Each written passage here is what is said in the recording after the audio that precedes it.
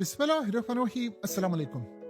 देखिए, ये जंग होगी, ये जंग होनी है और ये जंग खूबसूरत होगी। जो हालात इस वक्त नजर आ रहे हैं, डोनाल्ड ट्रंप ने जानबूझकर तमाम की तमाम शराइत को रिजेक्ट कर दिया और उसके साथ उसने इंतहाई खतरनाक शराइत भेजी और ये शराइत भेजकर उसने कहा कि अब ये तुम्हारे पास लास्ट मौका है, इन शराइत को मान लो तो ठीक है, अदरवाइज उसे कहा अगर मान लो कि तो हम यहाँ से चले जाएंगे। अब यहाँ से चले जाएं इसके क्या मुराद है उसने ये एक्सप्लेन नहीं किया। क्या वो अड्डे उठाकर चले जाएंगे या अपना हॉर्मस को सिर्फ खाली करेंगे, तो ये सूरत हाल में उन्होंने क्लियर नहीं बताया।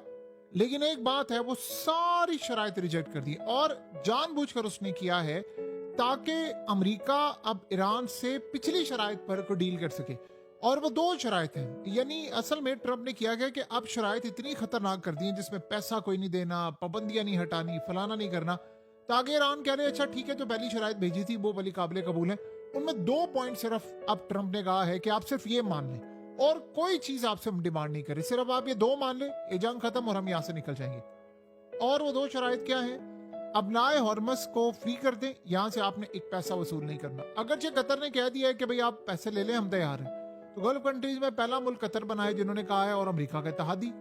दूसरी शर्त यह है कि न्यूक्लियर मिसाइल नहीं आप बनाएंगे या एटम बम नहीं बनाएंगे यूरेनियम का।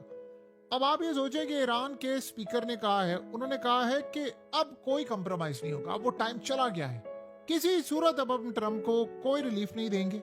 और ये ज़हन में रख लें, हमारे पास लड़ाई के लिए हमारे मिसाइल बात करेंगे और मिसाइल ही ये काम करेंगे। पता ये चला है कि ईरान ने 1000 रॉकेट्स इस वक्त अंडरग्राउंड फैसिलिटीज में स्टोर किए हैं और उनको अमेरिका इत्तेहादियों पर अटैक के लिए रेडी रखा है। यानी लॉन्चर्स में बहुत सारे ऑलरेडी डिप्लॉयड हैं कि जैसे ही अटैक हो ये अटैक करते 1000। और उसके बाद पता ये चला है कि ईरान ने 50 अंडरग्राउंड मिसाइल फैसिलिटीज दोबारा रीबिल्ड की हैं।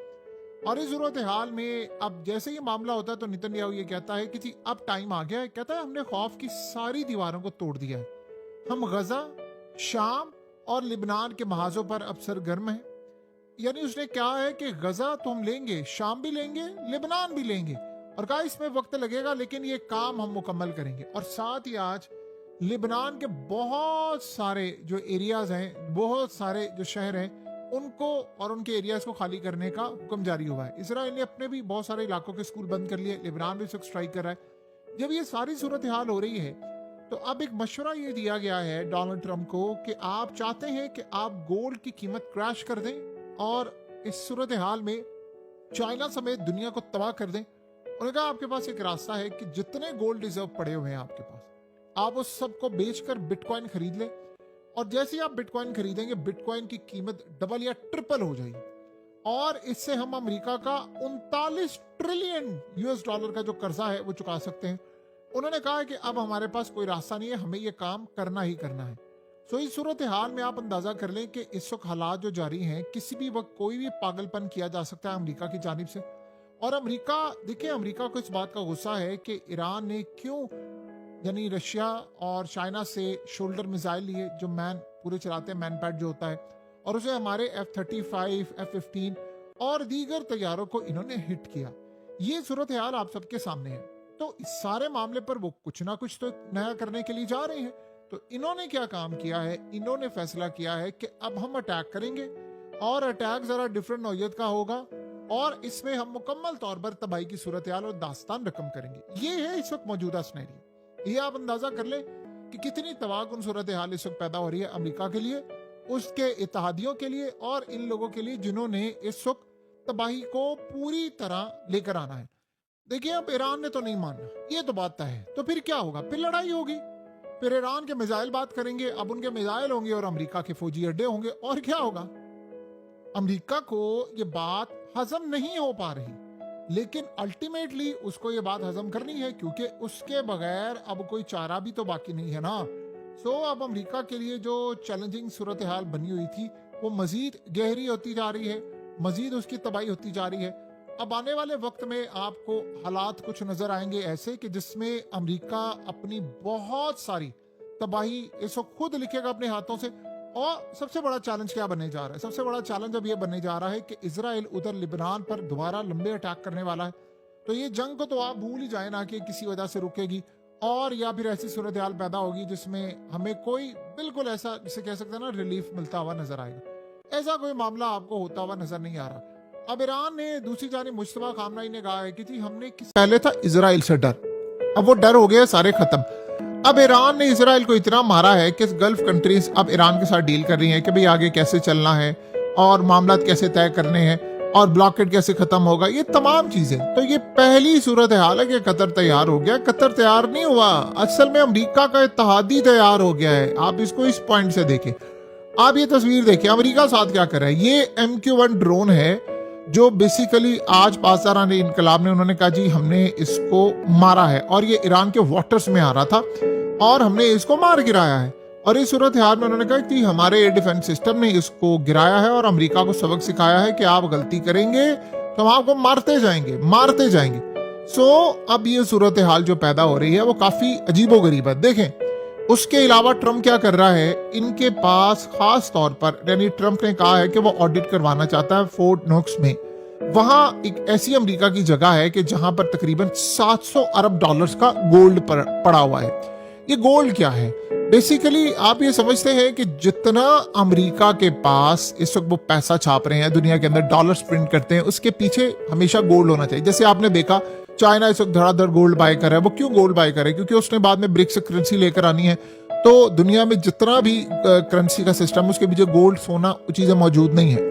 तो अब ट्रंप ने फैसला किया है कि वो ऑडिट करवाएगा। अब पता ये चला है कि बहुत बड़ा अगर ये हो गया तो आप ये समझ से ट्रम्प को वार्न कर दिया गया है कि आप पूरी तरह झटका लगेगा। असल में हो ये रहा है कि दुनिया भर में जो लोग हैं उन्होंने अमेरिका से अपना गोल्ड वापस मंगवाना शुरू कर दिया। इंडिया ने मंगवा लिया, यूरोप ने मंगवा लिया, काफी ममालिक, और कोई अमेरिका पर भरोसा करने को तैयार है। उनको पता ही नहीं है कि भाई अमेरिका कल को हमारा गोल्ड रिजर्व जो है वो सारे का सारा फ्रीज कर दे, टेक ओवर कर दे, जैसे रशिया के साथ हुआ है। अब ये लोग कर क्या रहे हैं?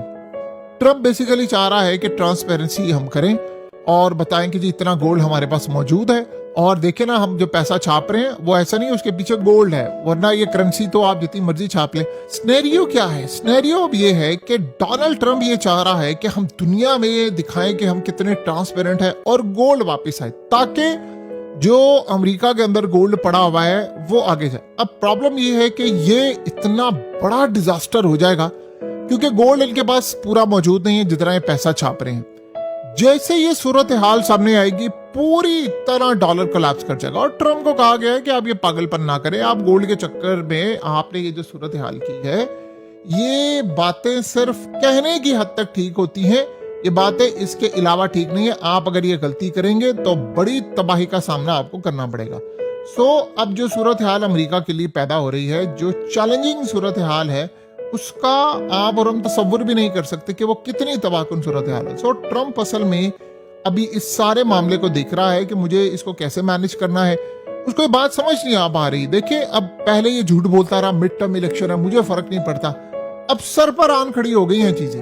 अब मिड टर्म इलेक्शंस की चीजें सर पर आपके खड़े हो गई हैं और आपको अंदाजा होगा कि ये कितनी तबाहकुन सूरत हाल है। अब उसको पता है कि मेरा सफाया होने के लिए जा रहा है। मैंने अगर यहां से कोई भी मामला क्लियर ना किया तो हालात बिल्कुल आउट ऑफ कंट्रोल होंगे। और यही वो असल में वजह है जो ट्रम्प के जवाल का इस वक्त सबब बन रही है। आने वाले वक्त में हमेशा याद रखिएगा, ट्रम्प को जो फैसला करना पड़ रहा है, जो चीजें उसको देखनी पड़ रही हैं, वो इसी तरह की है। अमेरिका के लिए सबसे बड़ा चैलेंज क्या है? अमेरिका के लिए जो सबसे बड़ा चैलेंज है वो ये है कि अमेरिका इस पूरी की पूरी लड़ाई के अंदर, पूरे के पूरे खेल में इस वक्त आउट ऑफ कंट्रोल है। और अब देखिए, इजराइल चाहे 1000 दफा कोई बात कह ले कि जी ऐसा है वैसा है, ये मामला सादा नहीं है इतना जितना हमें लग रहा है कि जी चीजें बड़ी स्मूथ हैं, चीजें बड़ी आसान है। अमेरिका को जिस चीज का सबसे ज्यादा दुख है वो ये है कि उसकी शराइत नहीं मानी गई। और अब ये पता चला है कि चाइना ने ईरान को जो जो हथियार दिए हैं वो अमेरिका की कैपेसिटी से भी ज्यादा है। तो अमेरिका चाहे जितनी मर्जी कोशिश कर ले, जो मर्जी हालात उसके पैदा हो जाए, लेकिन आफ्टर ऑल आपको अंदाजा होगा कि अमेरिका की एम्पायर इस वक्त बड़ी शदीद खतरे में है। देखिए, एक मुल्क ने अगर ईरान को कह दिया ना कि हम आपके साथ खड़े हैं, आप अपनाए हॉर्मस पर मुकम्मल तौर पर पैसा वसूल कर सकते हैं, तो यही चीज थी ना जो डोनाल्ड ट्रंप की रुकी हुई थी कि जी वो मैं नहीं मानता। वो भी तैयार हो गया, अब उसको नाम बदल दिया है। अब रही बात न्यूक्लियर की, देखिए ट्रंप कुछ ना कुछ तो चाहता है ना कि बदले में मुझे मिले। अगर पाबंदियां हट जाए, अगर चीजें हट जाएं, तो आप ये सोचें तो वो न्यूक्लियर मटेरियल चाहे चाइना चला जाए, अल्टीमेटली अगर लेट से ईरान इस बात पर मान भी जाता है कि न्यूक्लियर मटेरियल चाइना चला जाए, तब भी अमेरिका के लिए ये सूरत हाल काबिल कबूल होगी। वो उसको विक्ट्री के तौर पर डिक्लेयर करेंगे, कुछ ना कुछ उसको करना है, टाइम उनके पास बहुत कम है। और ये आपको पता है कि जो वो पैगाम देते हैं, ईरान ने उनको कहा है कि हम पैगाम में 3 से 4 दिन लगते हैं हमें, क्योंकि ना हम ईमेल यूज करते हैं, ना कम्युनिकेशन करते हैं, गारों में जाना होता है, पर्चियों के जरिए जाते हैं और पर्चियों के जरिए पैगामात वापस आते हैं। ये बात अमेरिका के लिए भी बड़ी झटके वाली है कि कितने दिन जाया होते हैं इसमें।